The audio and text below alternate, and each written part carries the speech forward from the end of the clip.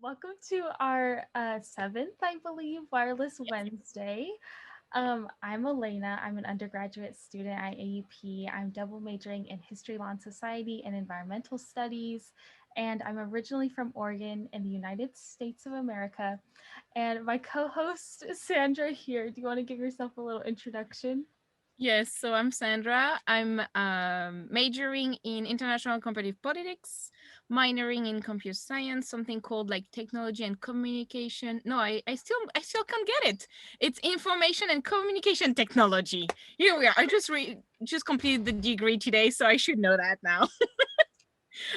So I'm French. I'm from the south of France, and I'm a senior. So I'm almost done. This is my last semester as an undergrad.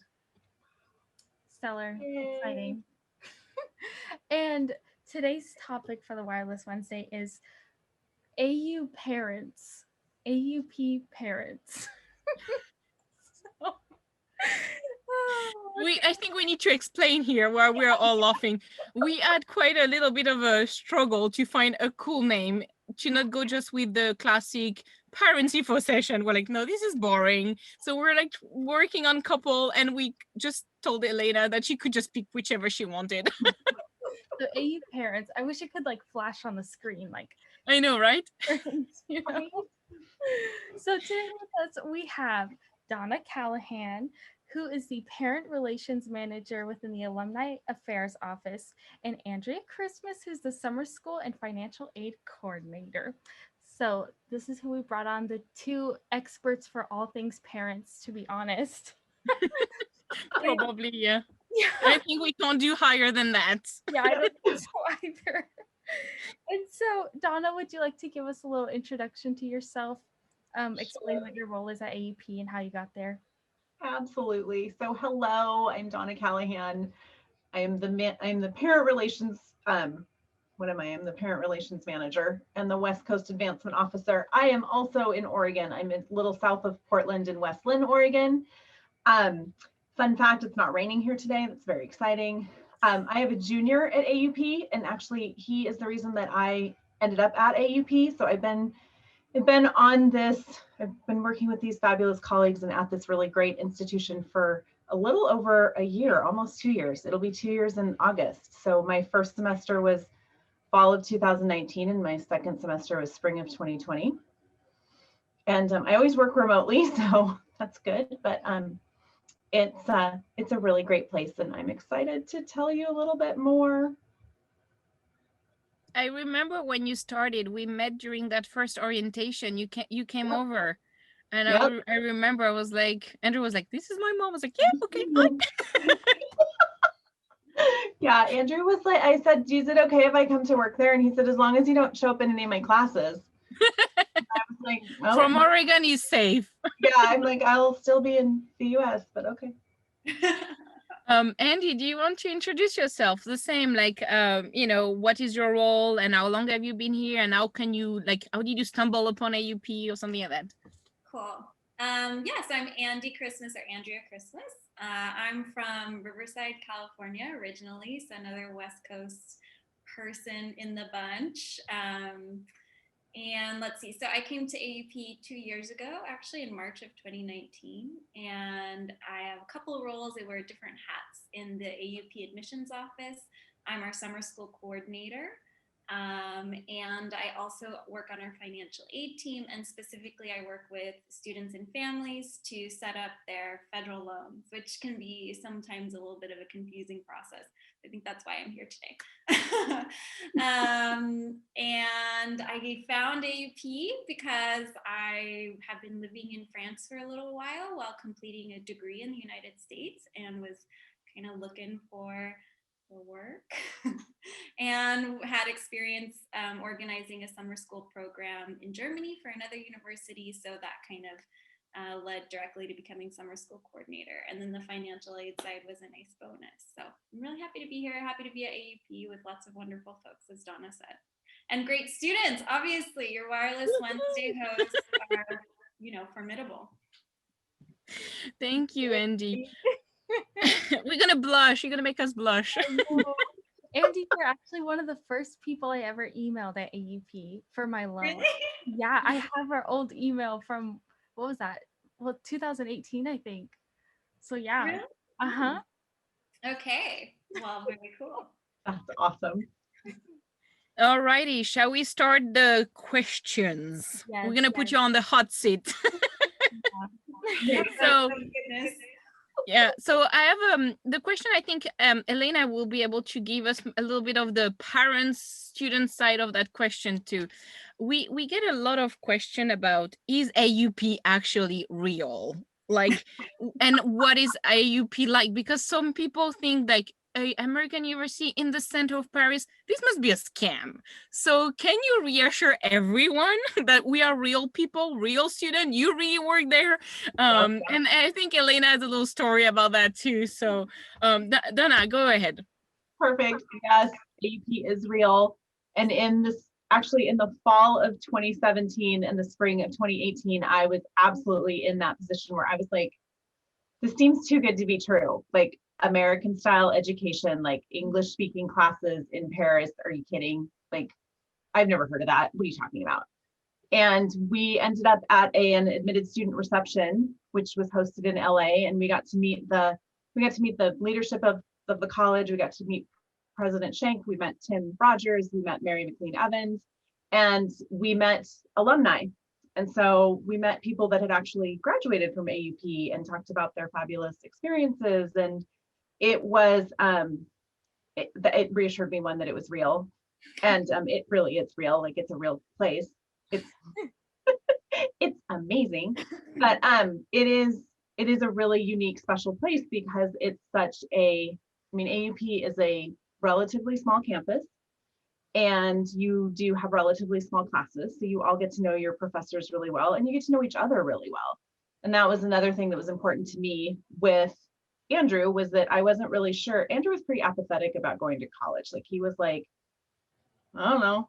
I'm like, where do you want to go? I don't know. What do you want to do? I don't know. And we were like, okay, well, cool. And at the end of the day, it came down to, one, we figured out that I thought AUP was a fantastic idea. And two, you're never going to regret going to Paris.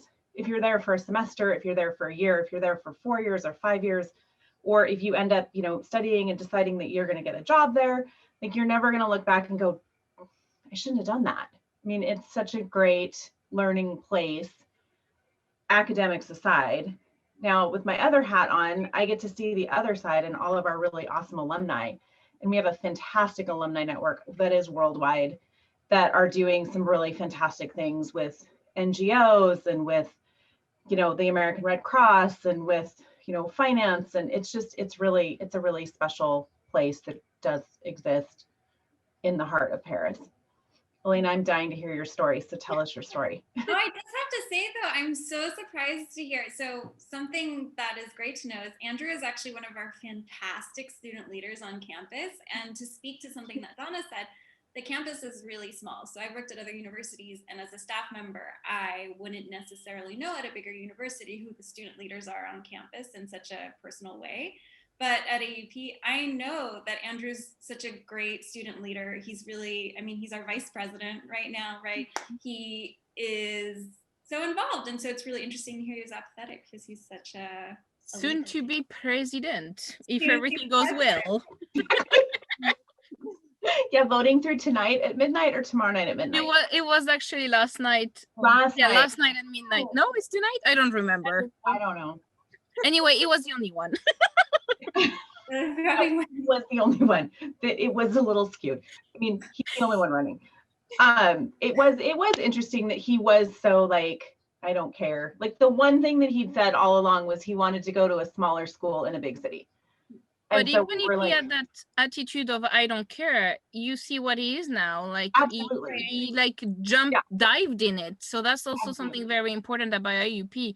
The fact we're so small, you can help people that are shy or maybe unsure and bring them up, and to like see them everywhere and be so active on campus. That's great.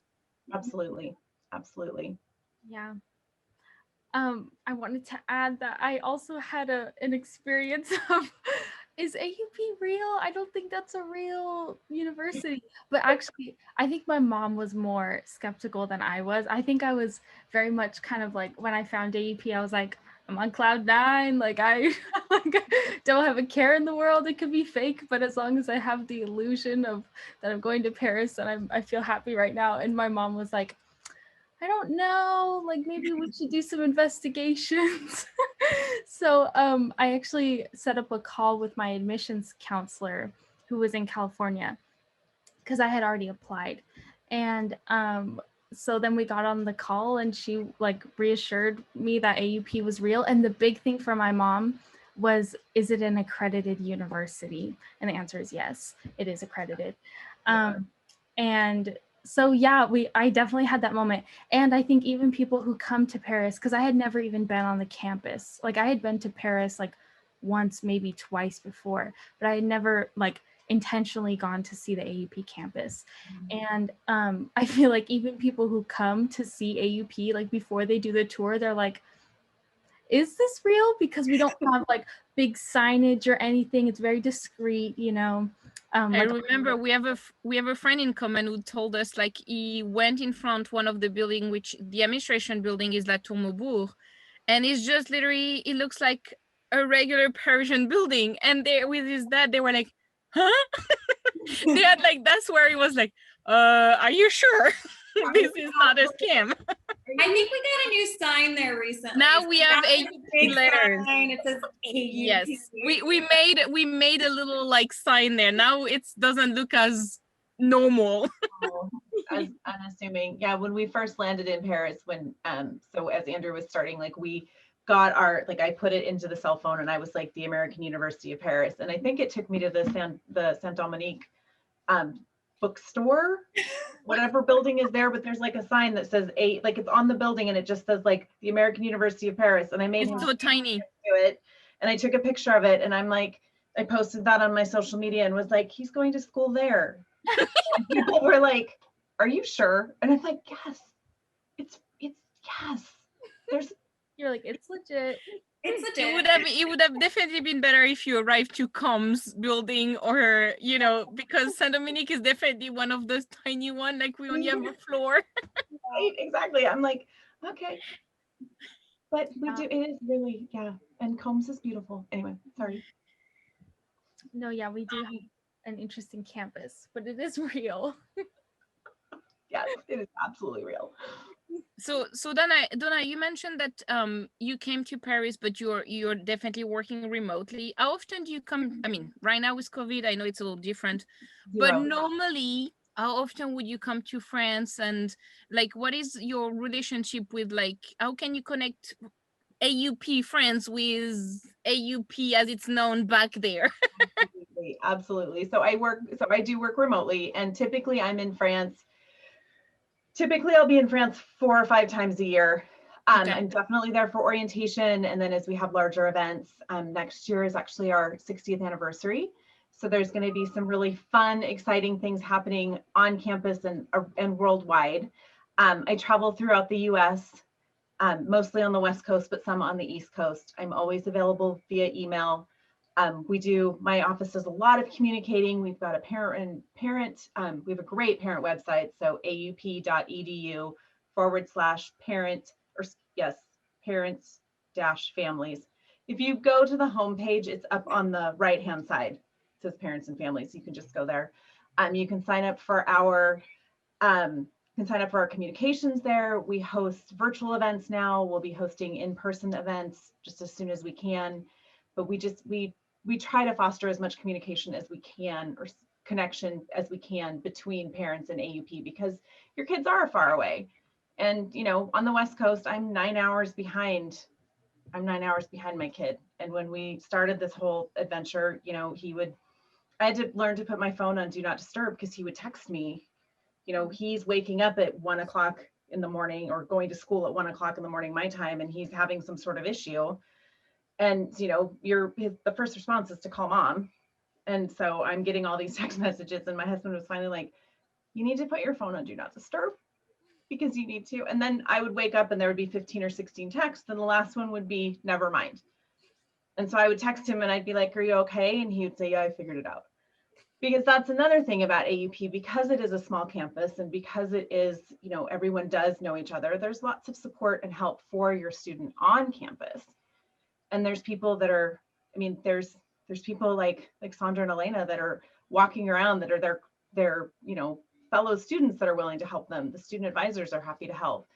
The student development team is there to help them. The, you know, Anto and the Amex is there to help. I mean, everybody is there to offer assistance and to make sure that your child is doing what they're supposed to be doing.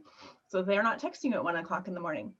And then but I am the lifeline. Like if you do need to get in touch with someone and you're not sure who to call, that's what my job is. So I'm here to help. We have a Facebook page too. So everyone should join the Facebook page. Yeah. Right. Yeah, because we get, well, the times that I have had parents on the campus tours, we usually get a couple questions of like, how do I know if my kid is safe? Like, what can I do? Or how do I help them when they don't know what to do? And I think, yeah, there's tons of resources, like you said. And I always mention, you know, we have this student advisor program, which both Sandra and I are in or have been in the past, where students who basically have already gone through it all, you know, are kind of your leaders. And so they can, like, we help you with simple things like getting a phone plan. And I mean, sometimes if you need someone to go to the bank with or to run an errand with and you don't speak French, sometimes that could be your student advisor or a bunch of other things. And then we also have Jan in the student development help desk, who we did a wireless Wednesday with. It was our last wireless Wednesday, so it's already by the time. And he helps with all of those sorts of things too about navigating Paris. And then even I think a lot of parents too worry about like immigration paperwork, and especially parents who haven't done like who have never applied for a visa. They're like, I don't even know how to help my own kid in that circumstance. We have an immigration office for that. We also have a student accounting office. So really we have a really great foundation of. We're like a small village. Yeah, a small we village. literally are a small village. We are within, you know, the center of the 7th. Every building is close together, even if they are not touching each other.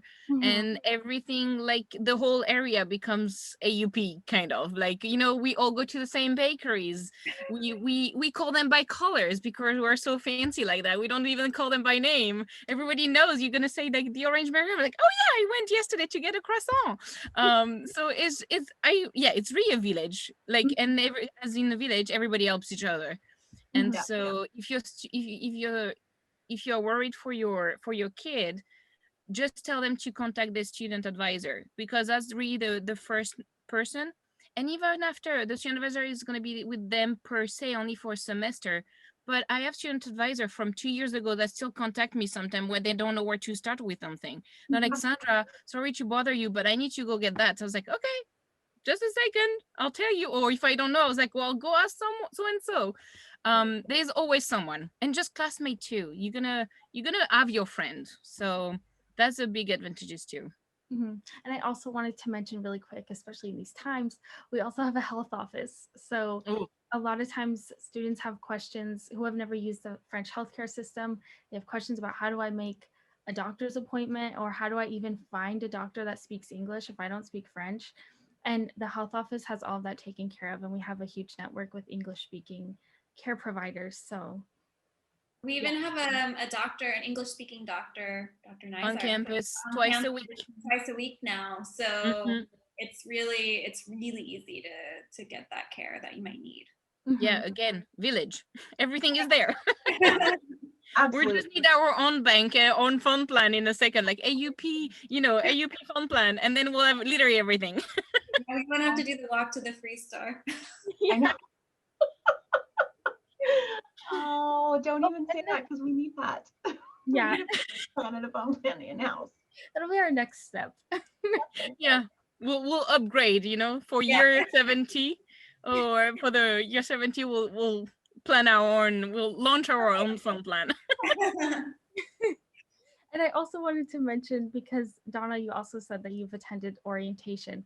That in itself, the orientation is normally a week long, and that in itself is a huge get to know the campus, get to know who your resources are moment for new students. So they don't just get thrown into Paris and like No. they don't have to Even figure out do a little where they're tour of building. Paris too, so like that they can start to like, you know, get some landmarks here and there.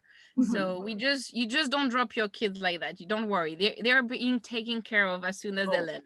absolutely. Like we'd never visited the campus, and we came for orientation, and it was just like we went to Combs to check in and got his housing, and then we went to his apartment, and then it was just like AUP just kind of folded around him and was like, okay, so now this is what you're going to do, and this is, you know, we saw him in the evenings and he would tell us all the fun things that he'd found out, and there are frustrations along the way, and you know, there's going to be frustrations whether he was here or whether he was there, and everything has, you know, everything. I think the frustrations were less because people, you know, people like the student advisors and like student development were like, oh, hey, you might have a problem with that, or we've, you know, let us help you. Another thing that we have done for parents is we have a little parent resource guide that we mail out to everyone. So Look this at has that. all sorts of information about it, like safety and security, and things about housing and about immigration. And I did just want to say that as an incoming parent, as a parent of an incoming student, you need to be in contact with your admissions counselor on the visa, because they will be able to literally hold your hand and walk you through that. Which Yeah, is So really they're helpful. definitely used to that. Yeah, and this year I work for our admissions team, so I'm very happy to promote my colleagues who are doing great work there. But this year, as you can imagine, with all the different immigration challenges that students and families face, our admissions counselors were really there every step of the way as things were changing on the ground. So they were phenomenal. that's who you want to be in contact with. Absolutely. And you want to remember to take your child needs to remember to take their passport with them when they go to their visa appointment. Yes. I mean, not from personal experience or anything. It does seem like a good. We get some tea. List, Was like it on the checklist? the packing list, passport. Yes. Hot. Okay, so ironically on the list that he had, the checklist that we got both from Campus France and from AUP, it said copy of passport. It never actually said passport. And my very literal follow directions little brained child was like, I don't need to take my passport. If you're coming to France, just imagine you'll need it in triplicate. Right. There's a great French word Sandra speaks, is native French speaker, but paperasse, le paperasse. The paperasse, yeah. We're probably the king of the country of the paperasse. We ask you so many forms that you don't even know why, but they are being asked. And then you're like, oh, you don't need that? Oh, no, we don't. I was like, well, so why did you ask me to bring it?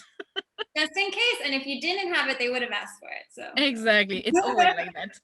But passport is definitely a key element. Yeah, definitely. Oh. Okay, and a question that actually Dana gave to us in preparation for this video that she gets a lot from parents is, what are students doing after they graduate from AUP? And I think this is an important question, and I think it also ties into a common question that probably Sandra and I for sure get, is what is AUP's like main major, or what are they known for? Okay, so I don't know how to answer what they're known for. I have my things like we're you know, international, we're American style, oh my gosh, liberal arts university. And our history, law, and society program is fantastic. Our global communications program is fantastic. I actually think that all of our programs are fantastic. Like I love what Brian Schiff is doing with the Schaefer Center, and I love watching what Stephen Sawyer is doing in the Center for Critical Democracy. So it's hard. It's like me having to choose between my children. I can't pick a favorite. But I will say that, again, on the other side, like looking at what our graduates are doing, they're doing amazing things. I mean, we've got people that are entrepreneurs and starting whole Fortune 500 companies, to people that are on the ground in Haiti, like literally helping to rebuild their country. I mean, it's just, we have such a wide range. So the education that you get at AUP and in Paris is not necessarily just programmed to one track. Like it helps kind of give you a holistic, like you can transfer this to pretty much anything you want to do, because you've got such a strong foundation of all of these different, all of the different learning that you have and that you get to do. So what's our number one I'm thing? glad you said that. I'm glad you said that, because that's always my answer too, is like really great communications program. And even at the graduate level, communication, I think, is magic graduate Yeah. program. But like you said, I think really every program has something really specific or like niche about it, or has this aspect of like whatever knowledge you get doing that is really applicable to anything that you do later on. And I think we also have like an alumni mentor program, and it's so interesting. So basically an undergraduate student will have a mentor who's an AUP alumni, and they get to like chat and ask for advice and things like that.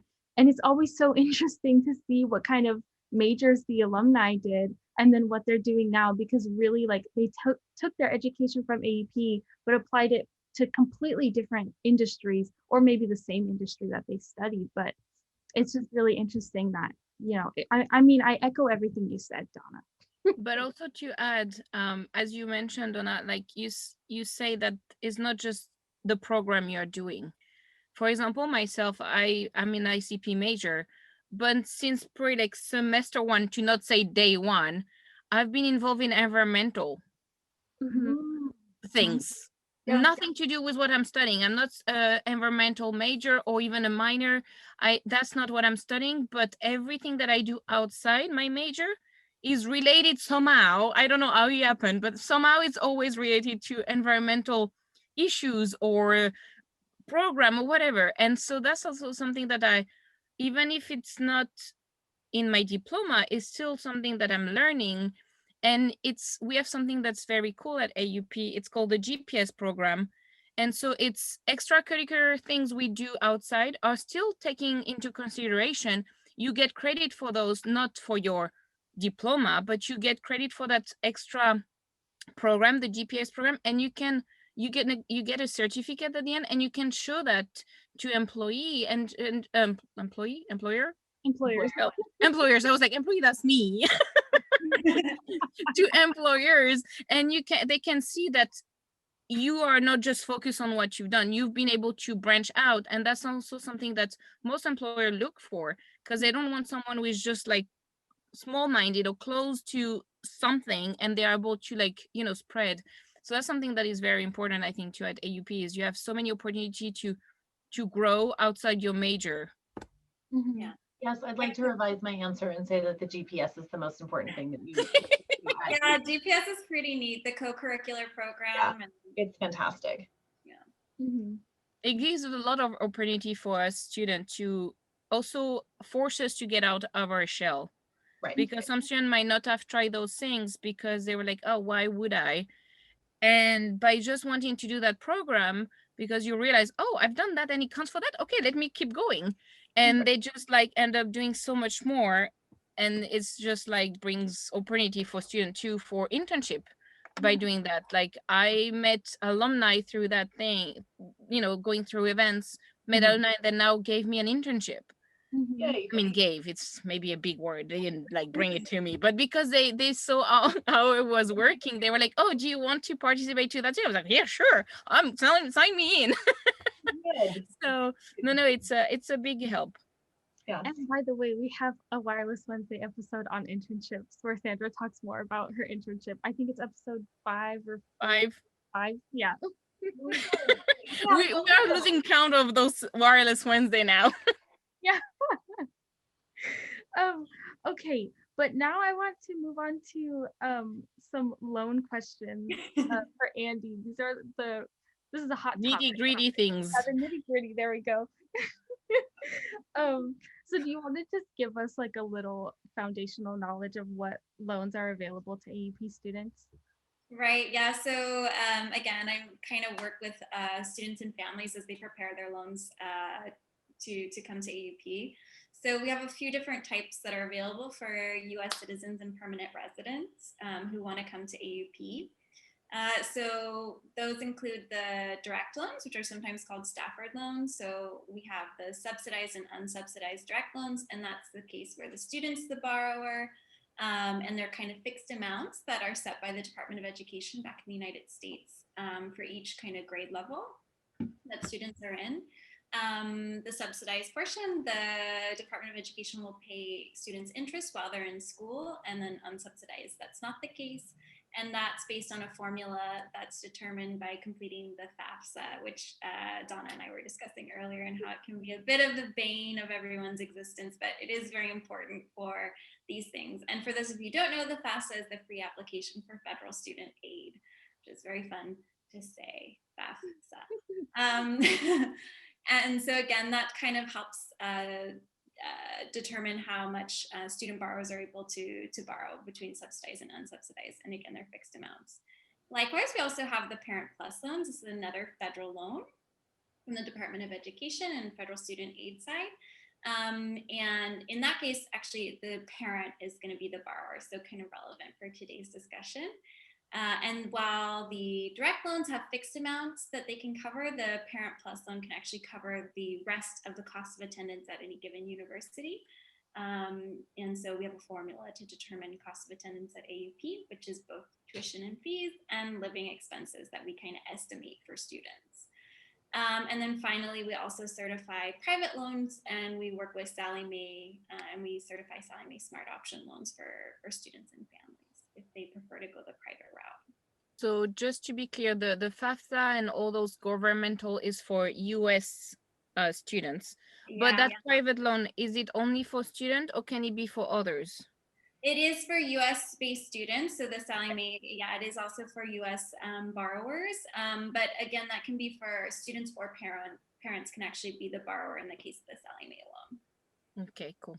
This is so complicated. I'm like, I'm French. I didn't have to go through all that. And I'm like, I'm happy in a way. Because I'm like, I feel like 300 like different forms to fill out for one kid.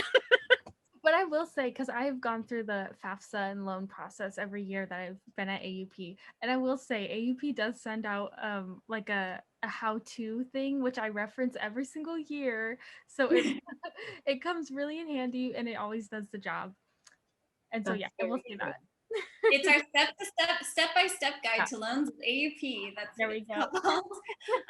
And that's your handy guide. And additionally, in addition to the guide, I am also always available. I talk to lots of students and families via the phone, via email, nowadays through this kind of appointment all the time to kind of talk through those steps.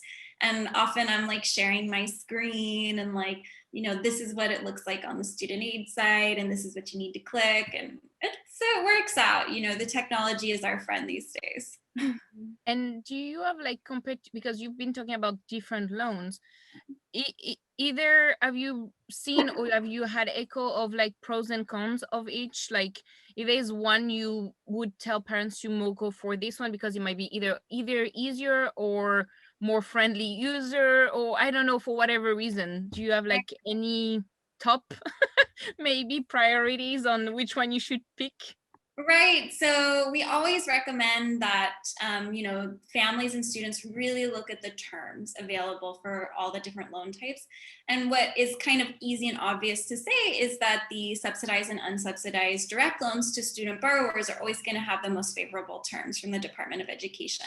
So for example, the fixed interest rates for those loans this year are 2.75%, which is a very, you know, good, favorable interest rate. So we always recommend that students and families kind of look at that. And likewise, the Department of Education loans tend to have more favorable rates, the federal ones. So like the Parent Plus loan rate this year, I believe is, yeah, it's 5.3% for the Parent Plus loan rate. So it's also pretty favorable. And those are fixed for the life of the loan. So that's a positive. Sallie Mae is kind of it's a little bit of the Wild West in a way, because it's based on the strength of the application. So sometimes you can get super favorable rates for certain borrowers, but for other borrowers, it might be less favorable. So that's something that families are going to want to kind of think about and look at on their own. The other thing I can say about the federal loan side of it is that those also come with some of the benefits of a federal loan, including the many different repayment plans. So this is something that actually Alayna and I have spoken about, but they have a lot of different repayment plans these days. So I was kind of cruising around on their website right now and found at least 4 different income-driven repayment plans these days, with all different kinds of rationale for income thresholds. There's the repay, the pay, the IBR, the ICR. So a lot of different options. And likewise, students with direct loans who have those federal loans are also eligible if they go into this for the public service loan forgiveness program, which might be a good option for those students who are interested in going into public service in the United States. Cool. And so let's say that we've decided which one we were going for. How can a parent and student like decide how much, like, do you help with that? Like kind of figure out like what's the most logic? Because sometimes we might because people think, oh, you're in Paris, this is gonna cost so much, this is gonna cost, so they might just like tap a little too high. Do you help like kind of putting a just number over that loan? Yeah, and Alayna, did you have another question? It was the same question. I was just going to reference the, I can't remember what the name is, but it's like an estimate of what their cost of living plus tuition will be. Right, exactly. Financial aid reward page. Exactly. So we actually put together for all of our different programs. So for undergraduate programs, we actually have a couple different estimated living expenses. So for folks who might have a place to live already with family in Paris, we kind of have a different budget set up for those students, obviously, as sort of the estimated living expenses, because of course they're not going to be paying for rent. But in general, we have what we call a standard budget, and that's our estimated living expenses for the semester, where we give students and families, what we have kind of determined to be the right amount to be spending on things like rent. And of course, you can kind of spend as much as you want on rent, as we all know. There's maybe a minimum side of that equation, but maybe not a maximum. But this is the amount that we would be able to justify to the federal government that it's an okay amount to spend on rent here in Paris for students. And so we have those kind of estimates on our website. And then what we do is when students either apply for financial aid and receive an award, they will, if they're a US citizen or permanent resident, they'll receive on the second page of that cute little congratulations, you got a financial aid award page.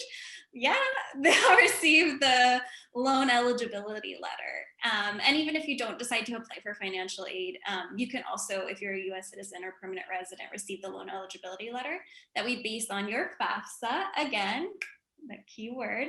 And we take that information and we basically see how much your subsidized and unsubsidized loans would break down to. And then the difference would be between that and the cost of attendance would be the Parent Plus or private loan eligibility. So basically, cost of attendance is tuition and fees plus living expenses. And for an individual, that's minus your financial aid award. Cool. All right, thank you. And okay, we have picked our loan. We know how much to ask. Now the question is, how do we get that loan? Right, great. Like, how does it work? Because it's like, who is giving it to you? Like, do you need to have a French bank account? Can you have it back home? It's very blurry because everybody comes without a French account at first. So do they need to open that in order to get the loan? Like, how does it work? Right, really good question. So kind of backtracking a little bit, one thing that happens is some people will only ask for enough to borrow to cover their tuition, for example, and so that's fine. If that's what you do, for example, you just want to cover your tuition and you don't need any for living expenses, your family's going to chip in for that, totally cool.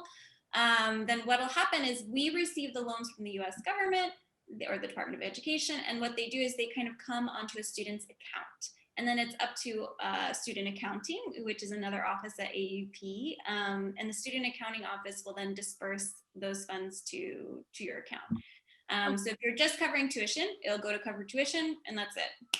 That's it. If you also need some living expenses, then there's kind of a variety of ways that you can access those living expenses. So in general, they'll cut you a check in euros and you'll be able to receive it. But I know of late, with everything kind of going on, sometimes they'll do bank transfers either in dollars or in euros, depending on how quickly your French bank account gets open. And some of those questions can get a little technical on the student accounting side. And our colleagues down there are happy always to help students sort that out. Sally and Sarah are great for those types of questions. That's great. So at least if you can't get your French bank account sorted right away, you have a possibility. So that's a big like, Yeah, because like I know that some children are like, how I'm gonna get my money? I was like, I don't know. Yeah. And I know they can sometimes help with getting a US check, a dollars check, excuse me, and those kinds of things, or a bank transfer over to a US account. So I know that they have a lot of different ways that they work with students to help kind of solve those sorts of problems for students. Okay, that's good. I mean, I'm not in that situation, but I'm relieved just to knowing that there's solutions. There are solutions. We have our experts in the basement of La Tour Maubourg. I know they are awesome. I love them. Yeah. Sally and Sarah are like a great team. Mhm. And always a smile on when you go see them. Yeah. I was Which gonna is say- very reassuring, because when you talk about money, usually you don't have your smile on. Exactly. I was gonna say I always interact with Sally. I love her dearly. She is a godsend. So I recommend her office to anyone who needs it. Yes, she's really fabulous. Even when you lose your checks, Mhm. she will help you when you lose your checks. Andrew had a student that he was the student advisor for, who she was cleaning out her bag and she threw her check away. Oh, no. And No. they figured it out for her and helped her out. So things happen. We're humans. We do stuff. At least he wasn't Andrew. Yeah, well, Did he do that too? Well, not this time. I know, but I know. Oh. Oh man, that's too funny. Oh, poor Andrew. I hope he doesn't see I that. know I it's I'm thinking that. He's not going to want to watch this back. It's fine. It's fine. So That's what happened when you have your mom working at AUP. Exactly. Well, and he's, you all know him. He's very funny. He's very earnest, very diligent. And sometimes I'm like, did you think that through? Okay. All right. So I'm on both sides of this equation, because I have a daughter who's also accepted to AUP and is considering coming as a freshman. And it's been interesting listening to her kind of as we're walking through all of these things. So I'm like taking notes as you guys are talking. Andy, I was totally taking notes when you're talking about like the loans, because that by round two, you're an expert now.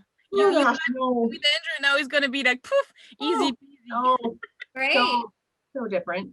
Well, like Alayna said, we have great documentation that we send to all families, in addition to that AUP tuition award letter, or the loan eligibility letter that you'll get in any case, which kind of lays out exactly the maximum amounts that you can borrow, which is great, because then you can kind of think, okay, well, I definitely don't need to borrow everything, but I really want to think about how much we want to spend out of pocket this year. And so that's kind of how you can do that budgeting as a family.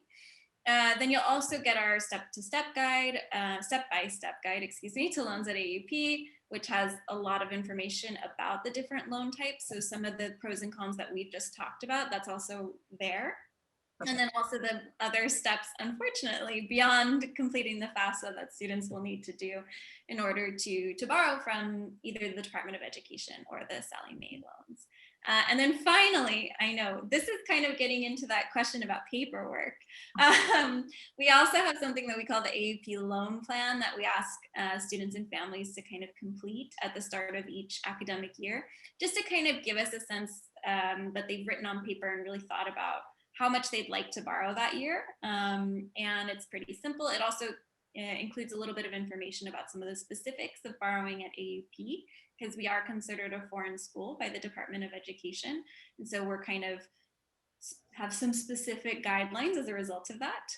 That we want to make sure everybody is aware of. And then we just ask students and families to kind of return that to our office before we certify loans each year. And the nice thing about that is then we kind of have a space where it's like a very clear, oh yeah, this is what I'd like to do for families, which I think can be helpful. And we want to make sure that everybody has access to all the information possible, especially with something as serious as loans.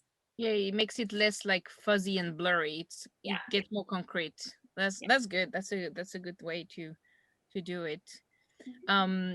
Nothing to do with loans. I think we covered it. I think we packaged it well. But it's more going back to parents like Alayna and I mean, I'm talking for you, Alayna, but I'm pretty sure you got that question too. Is how do students survive in Paris in a way? Like, it's a big city. Like, how do they manage? Like, how do they get acclimated and everything? Because parents are kind of like, you leave your baby for the first time most of the time. They're young, vulnerable. How are they gonna survive in that wild city?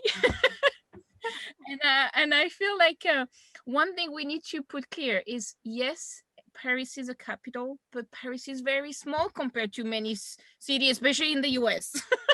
I mean, I lived in the US too, and there's nothing to do. Paris, it's very tiny compared to other ones. The other. Yes, you literally can take one metro line and you'll go from one side to the other in probably an hour. And now 14 is extended. I know, right? I'm so happy about this. I'm right on that. Nothing stops you.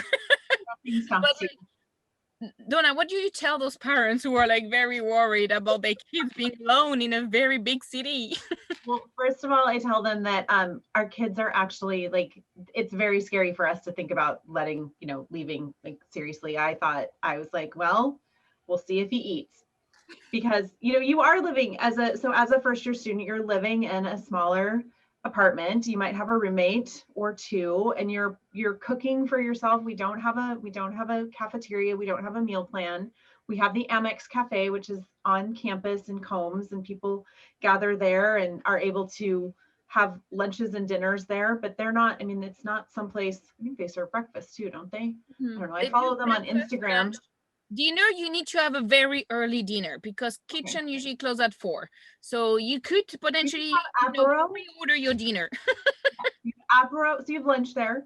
But it was a little daunting to drop him off and to be like, here you go, okay, bye. But frankly, the students your student will figure it out, for lack of a better term to say it. Your student will, I'm not going to say that it's going to be super easy and they're going to be like, hey, I can do all of these things like the next week. But at the same time, like, all of the students in all of the classes are in the same boat. It's not like your student is the only student that's living by themselves for the first time or living in an apartment by themselves for the first time. And so the students get together and they talk about things and they share ideas, and they order a lot of Uber Eats, and sometimes they go, Paris is a city in normal times. Paris is a city where you can, all of this fabulous food, all this really, honestly, inexpensive, good, healthy food is very accessible. I'm thinking about the things that are around campus. From Rue Claire, where they've got the open air market stalls during the day, to Franprix, which is just down the street on Saint Dominique, where, you can get access to food is easy. You start to, honestly, everybody watches cooking shows. We've all been watching, we've all been stuck inside, and what have we been doing? We've been watching Netflix. We've all been learning how to cook virtually. So it is an adjustment, but at the same time, like, the learning is fairly easy. In our experience with Andrew, we literally were like, okay, bye. Hope you do well. And actually this year during orientation, so we were doing, parent orientation was virtual this year for obvious reasons. And right before we logged on to do parent orientation, I got a phone call and I declined it and texted him and said, I can't right now. What do you need? And he sent me a picture. I don't have it. I don't want to search through my phone for it, but he sent me a picture of a can of beans. And the caption was, do I have to cook it? Not technically. Yeah, that's what I said. I'm like, well, what does the can say? And in true Andrew fashion, which both of you are laughing, and what I'm about to say, you're both going to be like, yeah, that's Andrew. He said, it's in French. It is in French. You live in France. It is a French can of beans. And I said, and I texted him back and said, Google Translate. And then he texted back, do I need to cook this? And I'm like, you probably need to heat it up. Okay, thanks. And then later he sent me a picture of like everything that he'd made. He was making tacos, but it's, your kids will figure it out. And frankly, you'll get some really entertaining text messages out of it. And again, their students are there, their friends are there to support them. Their professors are there to support them. I know that we've had some crazy conversations with professors too, where they're like, hey, what are you doing this weekend? Andrew asks a professor, he asked Professor Rosenstein, what are you doing this weekend? And Professor Rosenstein said, I'm going to a medieval gathering. And Andrew was like, that sounds fun. And Roy was like, come with me. So Andrew ended up at a medieval feast where they learned some medieval dancing. And, you know, he just learned to be a little bit more Parisian. And I think that's what happens. You just do it. But going off on what you're saying about the food, I'm the residential advisor at one of the residents we have. And I see it here. Students will literally, I have one floor. They just open the door. And so it's literally one big apartment at that point. There's no more studios. It's one big apartment. And they just cook together. So like every night it's another one cooking. And I find that so like, it's motivate them to cook also and not just Uber Eat. And also, you know, they cook for someone, so they have to make an effort, because I have another one in the building. Ooh, the meal is grilled cheese. I should have counted into the beginning of the semester. I should have asked how many grilled cheese he made. But some people, I know, for example, Alayna is like a stellar baker. So a star baker even. So you can really step it up. That's one of the cool things that I mean, when I went to college, I had, you know, the little dorm special of the mini fridge plus microwave. So I wasn't cooking anything. I was always going to the dining hall. And I love to cook and to bake, and I didn't have the opportunity to do that unless I was visiting home. So it's kind of a bummer in a way if you like doing that stuff. No, yeah, if you're into cooking, then I think it's a good opportunity. And I was gonna say, Donna, you mentioned your student will just figure it out. I was gonna say that is very true. And I think I find myself now, like when I go back home to the US, I mean, not to brag, but sometimes I feel like, oh my God, I'm such an adult. Like I have my own apartment. Like I know how to find an apartment now. Like I know how to XYZ, all of these adult things. And Pay bills. yeah. And sometimes I go home and I'm like, wow, I feel like I've almost like skipped a little phase of life, like I'm on to the next, you know? So I will say it's a learning process, but it's really for the better. Like all of the information I've gathered from having to figure it out has been really good information. Right. And your parents were there, and they, you know, we got my freshman year, I got a lot of questions about how to cook, or how should I, what do I mean, that's part of the reason I had to put my phone on do not disturb, because I'm sorry, I can't, like at 1 o'clock in the morning, I can't. But at the same time, like it's such a gift to give to the student to kind of be like, okay, you can do this. Like you're a little bit of you're not a little bit of a fish out of water. You're a fish out of water. Everyone speaks French. Everyone also speaks English, but they, you know, this is the French, you're in a French country. French people are not as good as English, no.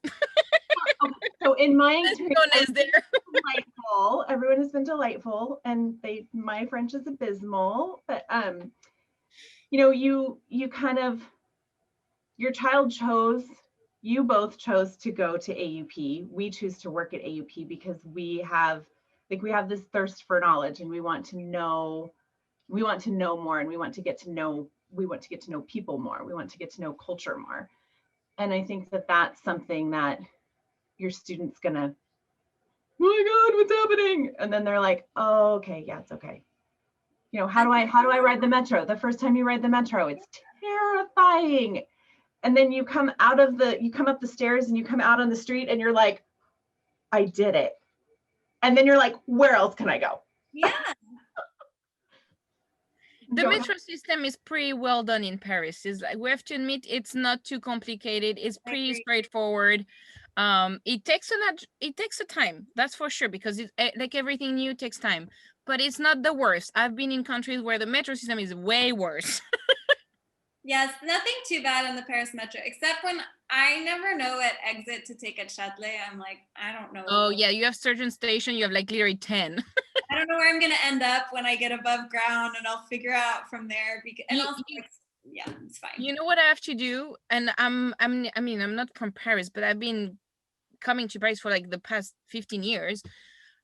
I literally will Google, and the Google will tell me which exit to take, because otherwise I'm the same like you. I literally don't know. There's too many. It's so true. It's so true. And City Mapper, very good tip. Oh, City Mapper. Any maps will tell you which exit to take, and you'll save so much time and kilometers, because sometimes, especially if you are like in those like Arc de Triomphe or whatever, and you have like, you know, it takes a while to go around the place. It does. But it's a learning experience when you get out at the wrong exit. It is. You would never do that again. You'll be like, I need to save those 10 minutes that I'm losing right now, or those kilometers I've been adding. Oh, yeah. You definitely get your steps in for the day. Seriously. That's fun for parents visiting too. You know, absolutely. It's an adventure. Absolutely. Absolutely. It is also really fun to come. So when you drop your child off in September, hopefully, fingers crossed, we can all gather in September. Yep, exactly. Both of them. It is fun then to go back kind of mid season, and then again at the end to kind of help them move. It's interesting to see the progression. Like, it's interesting to see you watched them walk away that last time and you thought, oh, we'll see how that goes. See what happens. And then then you show back up and they're like, let me show you my Paris. Let me show you what's, let's go here, let's go there. Let me show you, let me make you dinner. Do either of you cook for your parents now? Sandra, Alayna, do you? Yeah. And it's so true, the make your own Paris, because every student has their own favorite place, their own favorite spot and everything. And you can ask all AUP students, none of them was going to answer the same. No, none of them are it's the same. Literally like there's something for everyone. There's some people going to prefer an arrondissement because there's thrift stores. Some people are going to prefer one arrondissement because they have all those vegan food, or this or that for whatever reason. And it's just so interesting to see the variety it just match also the variety of people we get at AUP. So it's interesting to see how it reflects also on what people do outside school. Absolutely. Well, that was a lovely episode. Thank you very much. We had so much fun. And especially talking about Andrew. I know, and in the end, the conversation was, so did he heat up the beans? He did. He heated them up. Okay, so Andrew would like to have, Andrew has a wish list for what his apartment will have next year. And he would like to have a full-size fridge. And he would like to have 4 burners. I know. And he's like, I need 4 burners. And I'm like, okay.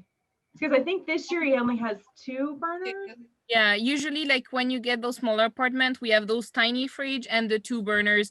And it's true, having a full-size fridge, being able to meal prep sometimes, it's so much better. And the 4 burners, you can go way faster. And the oven. Yeah. The oven is essential. I know. Well, okay, so and an oven. We thought the oven would be essential, and then he was like, when we were looking this time, he was like, no, it's fine, I'll do without it. So I think it's on his list. Yeah, it's essential, but it's cheap too. You can always buy a small oven for like $30. So it's not the most pricey thing to have to add to your apartment once you have the place. Right, exactly. So the one thing we do know is that he will not stay in the apartment that he's in right now. So that we didn't talk about housing at all, but I will just throw this in there and say, housing in your first year, you're with whatever AUP is recommending for housing. And I know they're working on figuring out what that's going to look like next year. But then in subsequent years, your student can then rent an apartment through the AUP housing database, which is, I think, the fantastic way to go, because we have relationships with their landlords and they know what to expect, and they're usually they've housed AUP students before, so they're familiar with everything. And it's just like, his landlords last year were phenomenal and awesome. His landlords this year are fine, they're great. We're just paying a little bit more because we got stuck at the end where he was like, I just got to find a place to live. So our challenge for next semester, if we're starting in April when he starts looking, is to find something in the neighborhood he wants to live in the budget that he's been given, because that's something you should try to do. And then with 4 burners, a bigger refrigerator. And so, yeah. The refrigerator thing is interesting though, because I mean, I live in, like, I guess a regular Parisian apartment. I don't know, rent from a regular landlord. And so one cool thing about living in Europe is size is different here. So what I think of as a full-size fridge coming from California is not a full-size fridge. No. In France. It's not even 3/4 of it. It's maybe 2/3 of it. And it's a full-size fridge. Like, I have a freezer and I have a refrigerator. That's the key, the freezer. Yeah, because right now we have that tiny freezer within the fridge. Yes, that is not great. But like, my freezer is a real separate freezer, but like I can't put like a lasagna in a 9x13 tray in there. That's not gonna happen. But no. It's still a freezer, and you can put a pint of ice cream, and that's what matters. And I think that is what matters. I think that there's like, I just want to have a Klondike bar. I can't have ice cream in my freezer. That's a real thing, and I think that's a legitimate reason to want the separated freezer. Yeah. So anyway. Just some extra tips in this episode. About freezers. Yeah, we'll put it in the description of the video. We'll be like, AUP parents and freezers. Oh my gosh. And yeah, kitchen wishes. So what would you do for a Klondike bar? I know, well, in fact, find a better apartment. Oh, that's awesome. Okay, well, thank you so much for joining us on this episode. Oh, I had a good laugh there at the end. That was so nice. If any of our listeners have any additional questions, they can reach out to admissions@aup.edu. That is the email that you can always go to for any general questions, and they can always redirect you from there. And then just for future Wireless Wednesday information, every other week we post a Wireless Wednesday like this one, and then the in-between weeks of that, we do a live Q&A, and actually Andrew often does the live Q&As. You can meet Andrew and be like, hey, I know all about you. I know all about you and your beans. Yeah, you can ask him if he improved his bean cooking skills. Yep. Thank you, Dana and Andi, for spending this Wireless Wednesday with us. And have a wonderful evening/day. Thank you. Bye. Bye, guys.